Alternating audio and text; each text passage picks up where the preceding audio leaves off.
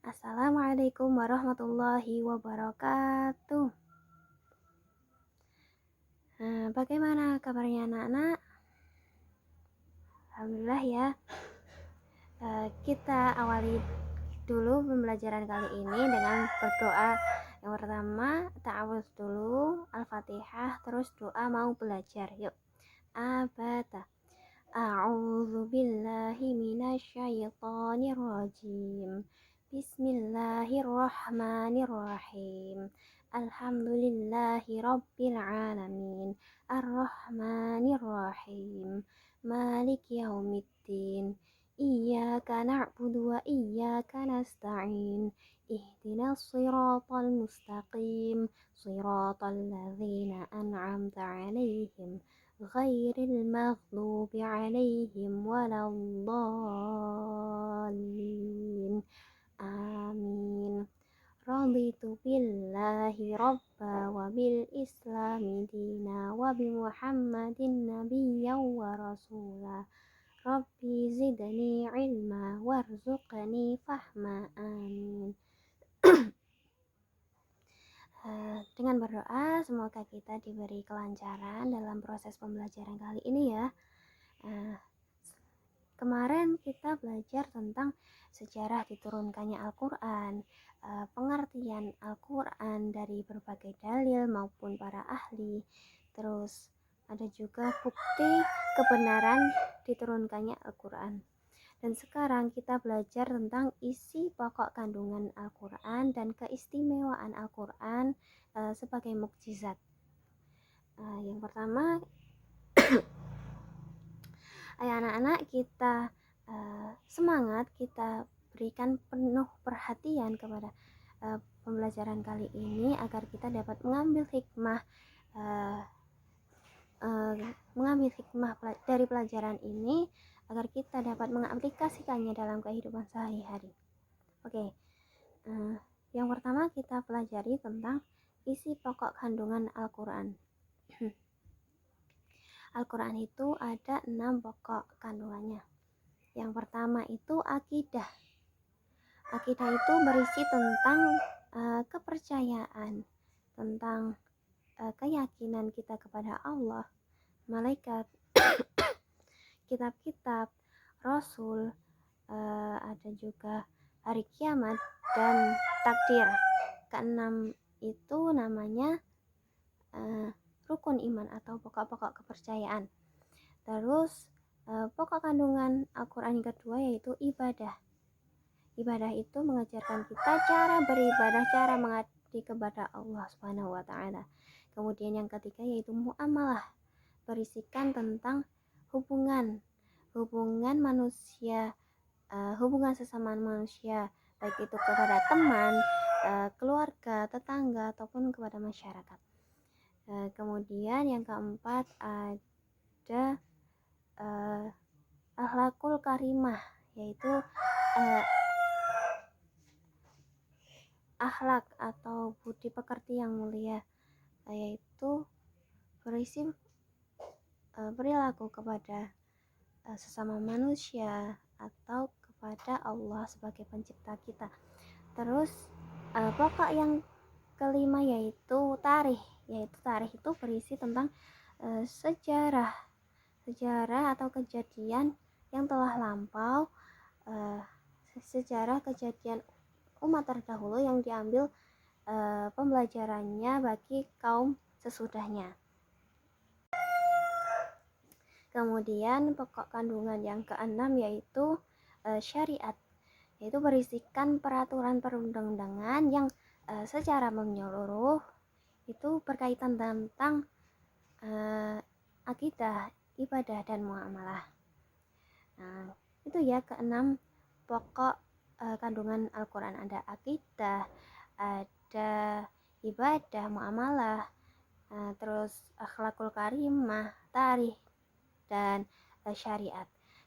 Terus dari keenam dari materi yang Ibu sampaikan, apakah ada yang ingin ditanyakan dari murid-murid? Ya, silakan Mas, disampaikan pertanyaannya.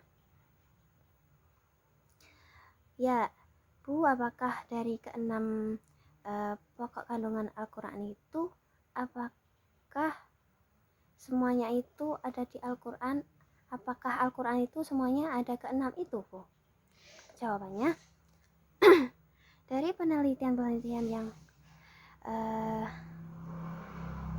sudah dilakukan, sebesar 60% itu berisikan tentang alam semesta dan 40% berisikan tentang itu tadi, akidah, ibadah, muamalah, akhlakul karimah, taih, dan syariat.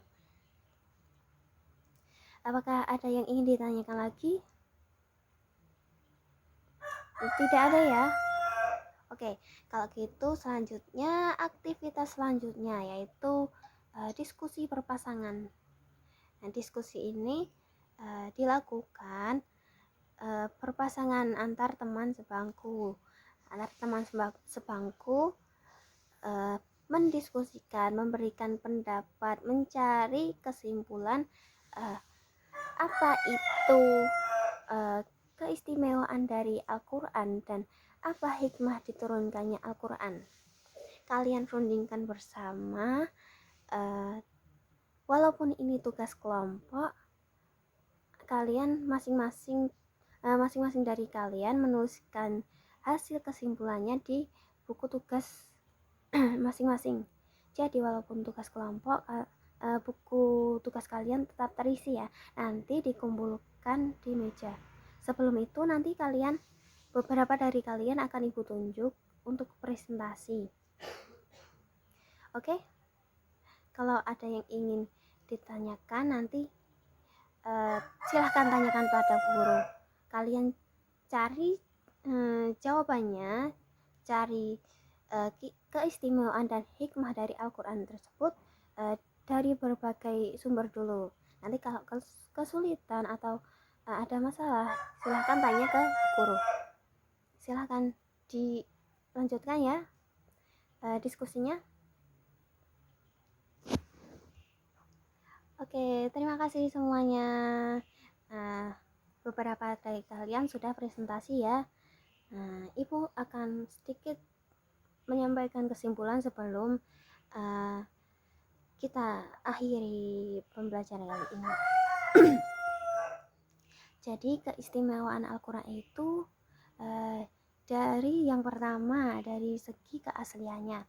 Allah itu menjamin keaslian Al-Quran.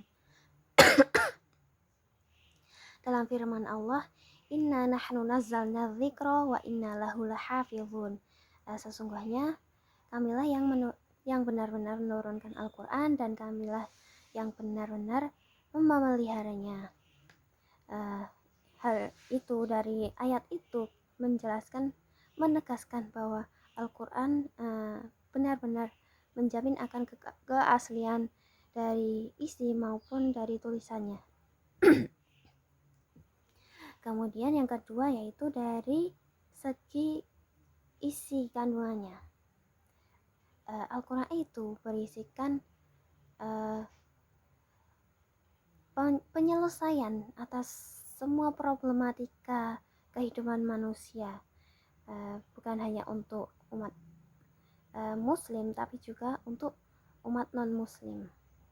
Kemudian kemujizatan atau kelebihan atau keistimewaan yang selanjutnya yaitu dari segi susunan bahasanya. Al-Quran itu dari bahasa Arab, tapi tidak seperti pada keumumannya. Al-Quran itu memiliki nilai sastra yang sangat tinggi sehingga tidak ada yang dapat menandingi keindahannya. Kemudian yang keempat yaitu dari segi misi yang diemban. Kalau kitab-kitab sebelumnya itu ditujukan kepada nabi dan pada kaum tertentu, tetapi Al-Quran ini ditujukan untuk semua umat manusia dan juga dalam jangka waktu yang lama. Jadi Al-Quran ini diturunkan sampai akhir zaman nanti. Gitu ya pesan ibu. Kita sebagai manusia, khususnya umat muslim, kita harus menjadikan Al-Quran ini sebagai pedoman hidup kita. Hikmah dari diturunkannya Al-Quran ini yaitu Allah menurunkan Al-Quran sebagai pedoman hidup kita, pedoman hidup manusia, agar kita dapat